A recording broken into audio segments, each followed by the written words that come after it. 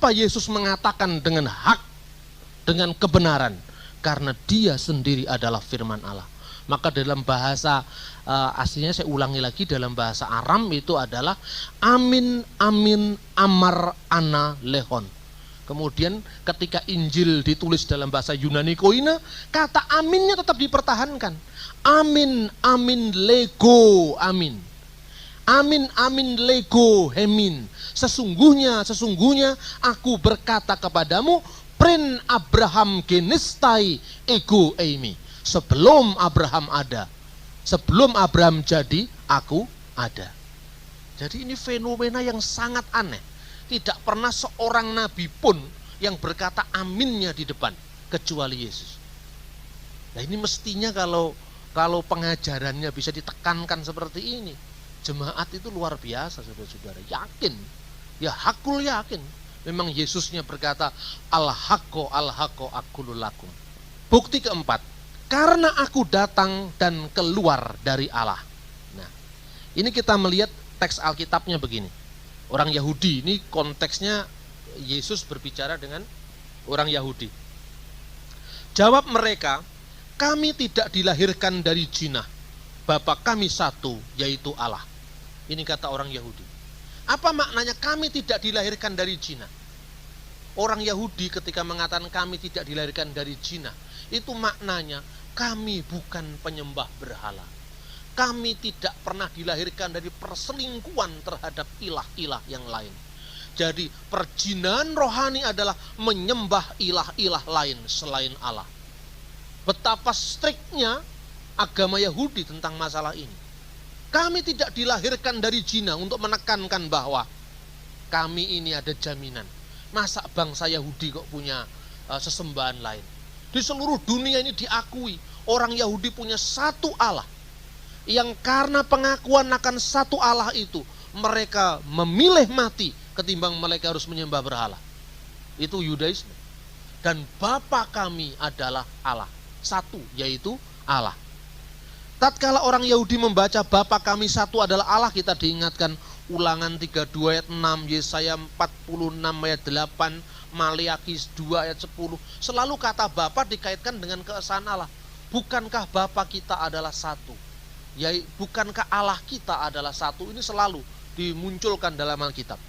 Dan itu untuk menekankan komitmen orang Yahudi tentang tauhid atau keesaan Allah. Tetapi ungkapan kami tidak dilahirkan dari zina itu bermakna dua. Yang mengatakan, hei Yesus, kamu mengatakan saya menuruti Bapakku sendiri. Dalam hal ini iblis. Mengapa? Karena orang Yahudi mau membunuh Yesus. Dan Yesus menekankan, kamu menuruti keinginan Bapamu sendiri. Karena itu kamu mau membunuh saya. Kamu menuruti keinginan Bapamu, Bapak segala pembunuh, yaitu iblis. Orang Yahudi marah. Kami tidak dilahirkan dari zina. Bapa kami hanya satu, yaitu Allah. Tapi orang Yahudi mengatakan, kami tidak dilahirkan dari zina, itu makna gandanya adalah kamu sendiri bagaimana, gitu loh. Yesus itu diyakini oleh gereja purba seorang yang lahir dari benih ilahi, sehingga dia tidak punya bapa. Lahir dari seorang perawan. Makanya lahir dari seorang ibu tanpa bapa. Lah kamu sendiri bagaimana? Makanya orang Yahudi sejak zaman Yesus sampai zaman sekarang punya naskah yang namanya kitab Talmud, bagian yang namanya Toledot Yesu, keturunan Yesus. Orang Yahudi mengembangkan sebuah paham bahwa Yesus itu adalah anak haram, hasil perselingkuhan Maryam dengan seorang perwira Romawi yang namanya Pandera. Makanya Yesus disebut sebagai Ben Pandera, anak Pandera. Itu yang disebutkan dalam kitab Yahudi, kitab Talmud, dalam bab Toledot Yesu. Sampai hari ini. Jadi kalau Anda dalam dialog orang Islam tidak mau mengakui Yesus sebagai anak Allah, ya jangan marah. Wong Yahudi aja tidak percaya Yesus itu manusia yang baik karena lahir dari zina, Anda malah dukung-dukung Israel. Kenapa harus marah dengan orang Islam? Orang Islam hanya tidak mengakui dia sebagai Tuhan, tapi mengakui dia sebagai Nabi yang mulia, yang utama, bahkan kalimatullah. Tinggal mengembangkan saja sebuah pendekatan teologis. Lalu kalimat Allah itu statusnya apa? Firman Allah itu kan gitu. Jadi jangan gampang ngamuan. Orang Kristen itu ojo ngamuan, ojo nesuan, ojo gumunan, ojo goblok, yang terakhirnya tidak enak. Tapi enak sekali kalau mengucapkannya itu. Nah, saudara-saudara, lalu memang kata-kata ini sindiran bagi orang Yesus waktu itu. Tapi sebetulnya ini juga senjata makan tuan. Karena apa? Kata pandera itu sebenarnya perusakan, permainan nakal dari tangannya orang Yahudi yang jahil. Justru menunjukkan memang Yesus itu dilahirkan dari seorang perawan. Karena kata pandera itu pelecehan dari kata atau pelesetan dari kata parthenos. Parthenos itu artinya perawan. Di Injil Matius pasal 1 ayat 23, seorang anak dara akan melahirkan. Dan anak itu akan dinamakan Immanuel yang artinya Allah beserta kita, itu parthenos. Nah, kata parthenos itu diplesetkan sama orang Yahudi dengan pandera. Dan orang Yahudi itu memang sering melesetkan seperti itu. Contohnya yang lain misalnya, bahasa Yunani untuk Injil itu adalah evangelion. Ini sama orang Yahudi diplesetkan menjadi awen gilayon. Apa artinya awen gilayon? Awen gilayon artinya dosa orang-orang pinggir. Plesetan-plesetan semacam ini sering menjadi kecenderungan orang-orang Yahudi dari dulu sampai sekarang. Awen gilayon, dosa orang-orang pinggiran. Apa yang disebut orang pinggiran? Geografis Israel itu Yerusalem, Tiberias, Nazaret, Bethlehem. Pusat keyahudian itu Yerusalem. Bahasa Ibraninya namanya Ibrani Misnaik. Jadi kalau bicara Ibraninya fasih, itu mesti Yerusalem. Sekolah Yahudi ada di Tiberias, di Tabaria. Bahasa Arabnya Tabaria. Bahasa Ibraninya Tabaria. Bahasa Yunaninya Tiberias. Tapi kalau orang itu asalnya dari mana? Galilea. Aduh, Galilea pinggir. Desit gitu kira-kira. Desol. Omongannya itu kelihatan. Ini dialeknya orang Galilea. Kayak misalnya dibandingkan dengan dialeknya orang Tionghoa Totok yang tidak fasih bicara, itulah dialeknya orang Galilea. Makanya ketika Petrus tidak mengaku bahwa dia muridnya Yesus, itu tampak dari dialek bahasamu. Orang pinggir, yaitu orang Galilea. Ketika mereka Nathanael mendengar bahwa Mesias lahir dari Galilea, apakah ada yang baik muncul dari Galilea? Jadi orang Yahudi itu menyindir, apa itu evangelion, awen gilayon, orang pinggiran orang Galilea, tukang berbuat dosa. Diplesetkan, seperti evangelion diplesetkan jadi awen gilayon, maka kata parthenos diplesetkan jadi pandera. Justru itu merupakan bukti bahwa Yesus itu secara historis memang dicatat lahir dari seorang perawan. Jadi ada banyak pembuktian sejarah dengan pembuktian balik. Karena munculnya folklore cerita rakyat itu mesti memiliki akar sejarah, sumber fakta dasar yang kemudian berbentuk jadi mitos. Contohnya misalnya Calon Arang, itu mitos. Calon Arang itu sebuah cerita rakyat Bali yang menceritakan tentang perseteruan Raja Erlangga dengan seorang dukun sakti dari Girah yang dikenal sebagai janda Girah. Kemudian muncullah cerita Sendratari yang namanya Calon Narang. Orang kalau tidak berpikir historis mungkin Calon Narang itu Sendratari Bali. Tapi sebenarnya kata Calon Narang itu berasal dari kata lorang. Bahasa Jawa kuno, lah ini mulai ngomong bahasa saya. Bahasa Jawa kuno, R itu hilang. Kalau jadi bahasa Jawa baru, contohnya misalnya Ra, Krian, R-nya hilang. Jadi Kiai. Ini Kiai itu jadi bahasa Jawa. Bahasa Jawa kunonya Rakrian. Ra itu misalnya gelar pahlawan gelar orang yang dihormati zaman Majapahit, Ratanca, Rayuyu, Rabanyak. Ratanca itu yang membunuh Jayanegara itu, Raja Jayanegara. Ra-nya hilang karena dalam bahasa Jawa baru tidak muncul lagi. Krian, Rakria, jadi R-nya hilang jadi Kia. Terus lalu Kiai. Kiai itu gelar orang yang dihormati, yang disegani, yang disaktikan, yang dipuja. Makanya di Blitar ada gong besar namanya Kiai Prada. Di Jogja ada keris yang namanya Kiai Nogososro Sabuk Inten. Tapi juga Kiai Semar, tapi juga Kiai Abdurrahman Wahid. Gitu. Jadi ini dari bahasa Jawa, tidak ada di Arab Kiai itu, tidak ada. Itu made in Jawa itu. Nah demikian juga kalau R-nya hilang, ini jadi lowang dan lawang.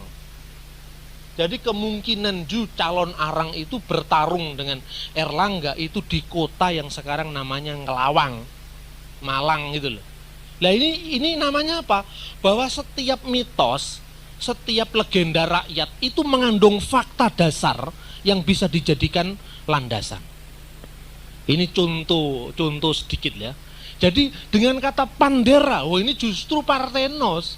Karena diplesetkan sama orang Yahudi. Kenapa diplesetkan? Karena kebencian orang Yahudi untuk menolak Yesus. Seperti kata Evangelion dari Awen Gilayon. Saudara-saudara yang terkasih, oleh karena itu tatkala Yesus mengatakan bahwa kamu sendiri adalah lahir dari zina, kira-kira seperti itu. Yesus ayat 42 pasal yang sama, dia langsung mengatakan, jikalau Allah adalah Bapamu, kamu akan mengasihi aku sebab aku datang dan keluar dari Allah.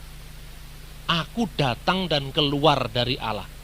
Dalam bahasa aslinya ego gar ekto teu exelton.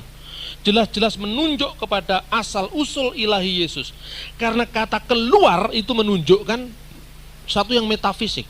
Allah itu roh. Yang keluar dari Allah yang adalah roh, roh juga. Matahari, yang keluar dari matahari, matahari juga. Tidak mungkin matahari mengeluarkan sinar lampu sentir. Matahari ya sinarnya matahari. Inilah sebabnya Konsili Nikea akhirnya memutuskan Yesus itu adalah Allah dari Allah, terang dari terang, Allah sejati dari Allah sejati. Seperti terang matahari yang memancar dari wujud matahari, maka sehakikat dengan matahari. Itu maknanya. Nah, lalu aku yang keluar dari Allah ini aku siapa? Bukan aku Yesus dalam fisik manusia. Sebab aku Yesus sebagai fisik manusia keluarnya dari perutnya Ibunda Maryam. Maka Yesus disebut buah rahim Maryam. Disebut Ibnu Maryam, anaknya Maryam. Itu fisik darah dagingnya. Tapi Yesus yang sudah ada sebelum Abraham, Yesus yang dikatakan sebagai keluar dari Allah, itu Yesus sebagai firman Allah, dan firman Allah itu adalah Allah.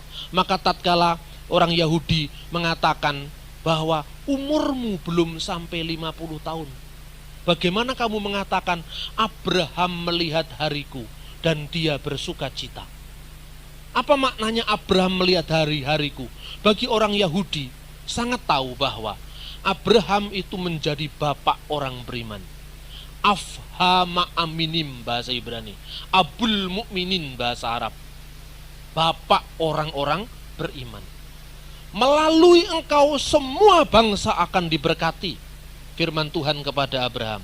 Dan ini menyangkut nubuatan akan lahirnya Mesias yang lahir dari benih Abraham. Nah, tatkala dikatakan Abraham bersuka ketika melihat hariku, ini maknanya kalau bagi orang Yahudi, seolah-olah Abraham itu melihat dari Firdaus, seperti pertemuan Ibrahim dengan Lazarus, seperti itu loh. Itu gambaran yang bersifat eskatologis bagi orang Yahudi. Dan Abraham melihat dan mengatakan, terima kasih Tuhan, janjimu kepadaku dulu bahwa melalui engkau seluruh bangsa akan diberkati, sekarang sudah digenapi. Saya melihat keturunanku secara daging, yaitu Yesus sudah hadir di sana. Itu maknanya. Tapi orang Yahudi tidak bisa paham. Orang Yahudi mengatakan, umurmu belum sampai 50 tahun. Bagaimana kamu mengatakan hal itu? Yesus mengatakan, sesungguhnya aku berkata kepadamu, dengan penekanan tadi, dengan penekanan amin, amin, amar ana lehon, amin, amin, lego hemin, prin Abraham genestai ego eimi. Sebelum Abraham menjadi, aku ada. Bukan sekedar amin di depan dengan penekanan sebelum Abraham menjadi, aku sudah ada. Tapi kata yang diterjemahkan ego eimi, ini luar biasa. Kata ego eimi, ego eimi, ini mengingatkan pada kata-kata Ibrani dari Keluaran pasal 3, pasal 3 ayat 14 dalam terjemahan Septuaginta. Septuaginta adalah Alkitab terjemahan bahasa Yunani yang dibuat sebelum masa Kristus. Nah, Septuaginta ini menerjemahkan kata Allah dalam kata sabda Allah di dalam Keluaran 3 ayat 14, Ehyeh Asher Ehyeh. Aku ada yang aku ada, atau aku adalah aku. Ini terjemahkan dengan ego eimi hoon. Aku inilah Sang Maha Ada. Nah, ini penting sekali. Aku inilah Sang Maha Ada. Jadi Tuhan itu bukan sekedar